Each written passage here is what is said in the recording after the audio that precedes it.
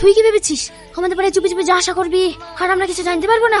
আমার ভুল হয়ে গেছে, এবারকার মতো তোরা আমাকে ছেড়ে দে, তোদের পরে আমি আর জীবনে আসবো না। এখন এই কথা বললে তো হবে না, সেদিন একই কথা আমিও তোদেরকে বলেছিলাম, তোরা আমার কথা শুনেছিলি? কি হলো, মনে পড়লো? তোদের হাত ধরছি, এবারকার মতো আমাকে ছেড়ে দে। না না, কোনো কথা শুনবো না, কান ধরে বস কর। আমাদের কান ধরে বস করানো দেখ কেমন লাগে। তারা আজকে সভাপতিকে কি সব বলছি।